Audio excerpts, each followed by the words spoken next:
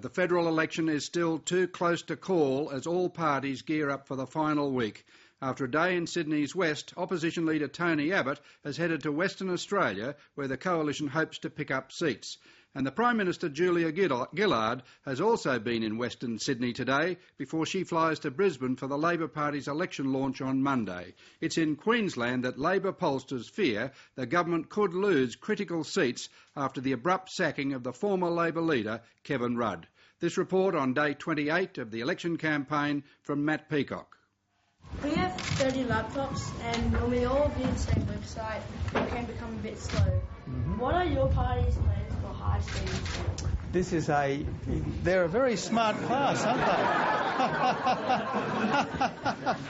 Both sides of politics were emphasising education today, and both were offering fistfuls of dollars. Labor's promising $354 million for job training, including tax-free cash bonuses to encourage apprentices. At the end of their first 12 months, they receive $1,000. At the end of their second 12 months, another $1,000. When they finish their third year, $1,200, and when they have completed, $1,500. And we know that incentives to complete make a difference, but we also know young people in apprenticeships need that extra support and mentoring. And the coalition's matched Labor's earlier promise to reward good teachers with a $200 million education fund of its own. We're not going to solve all the problems immediately, but we do want to put a fund in place to which principals can apply that will enable the best teachers to get paid significantly more. But the argument about where the money comes from continues, with Treasurer Wayne Swan insisting that the coalition leader submit his costings for Treasury scrutiny by tonight, in accordance with the Charter of Budget Honesty introduced by the Howard government.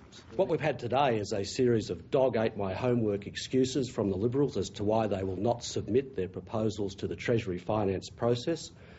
I'll tell you why they won't submit them, because there are huge cost blowouts which are a threat to the surplus. All of our policies will be independently costed, and the independent verdict on our policies will be released, but unless the government takes appropriate action against this criminal leak, we cannot trust this government to do the job properly.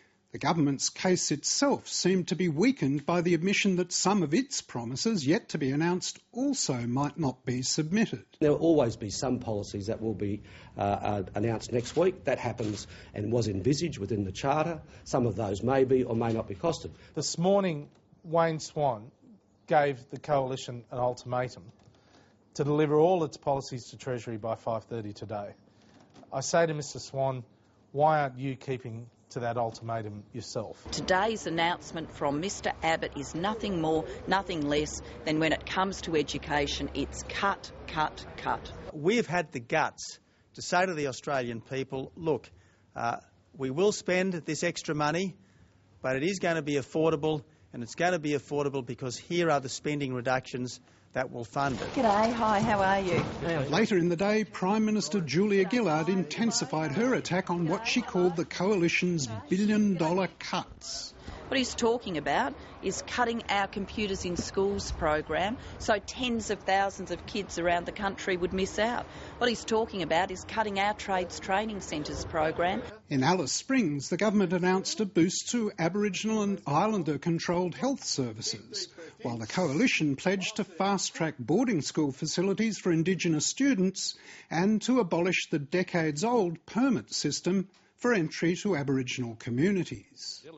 And for a public tired of the usual political mudslinging, there came a rare note of civility at a debate between the Attorney-General, Robert McClelland, and his shadow, George Brandis. Can I say it's been really a pleasure to be the Shadow Minister to Robert McClelland, because although we have differences on issues of substance and of performance, Robert is a decent man and has done his best to be a competent Attorney-General. Just in giving George a praise, look, I have to say if it wasn't for George as a shadow Attorney-General, I think we would have had real trouble removing discrimination against same-sex couples and their children from some 80 different pieces of legislation.